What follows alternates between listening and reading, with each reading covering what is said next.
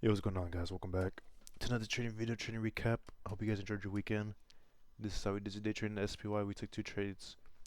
Our initial trade idea was a loser. However, I quickly realized why that failed and ended up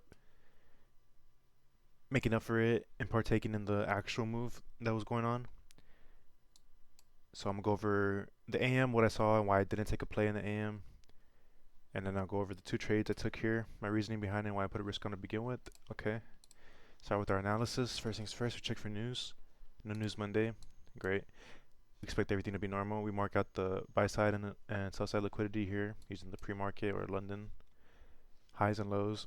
We want to see one of these levels get swept before giving us a reaction. We get a hit of that buy side liquidity. However, it was very late in the day and we didn't even get a reaction off of it. So I waited for PM session,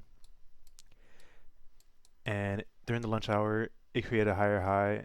And typically on trending days where price makes higher highs throughout the AM session and would make another higher high or lower lower in the direction of said trend, it would usually indicate that's going to make higher highs in the PM session, continuing the trend, right? So I was bullish coming into the PM session. I marked out the lunch high, lunch low here. Want to see one of these levels get swept before getting us a reaction. We get time eligibility right here at 1 o'clock. And right as 1 o'clock hit, price came down, swept the sell side, lunch low here. And what I thought was a reaction was this 3 candle displacement here, leaving behind its inefficiency, correct? It broke structure to the upside and everything. Everything was following my model. I entered there.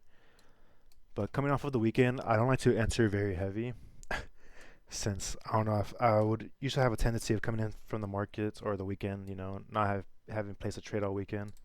A little anxious, or not anxious, but antsy to put on a trade. But I just went in with one lot. Didn't really care if it would hit TP or stop loss. But we ended up getting stopped out right there. It sucks, but it's gonna happen.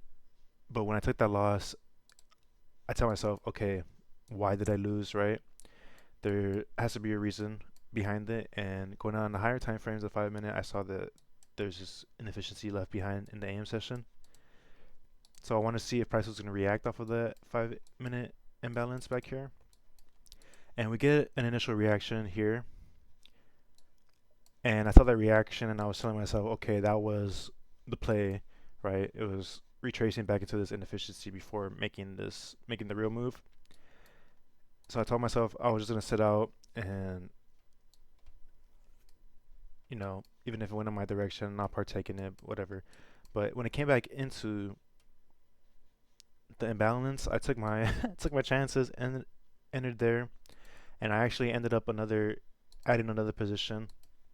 I forget, somewhere around here, but I was in two lots, so I ended up making up for this loss, which was my initial trade idea. And this one ended up hitting the TP, which I had was the lunch high. I also had this 1 hour high marked out back here, and that ended up hitting. But yeah, that's enough yapping. Good thing I didn't risk too heavy on that first trade, and good thing I'm able to quickly realize my mistakes before, you know, before I miss out on the actual move. But I'm gonna stop yapping. Anyways, that was it for me. Hope you guys enjoyed your weekend. I already said that. Alright, bye.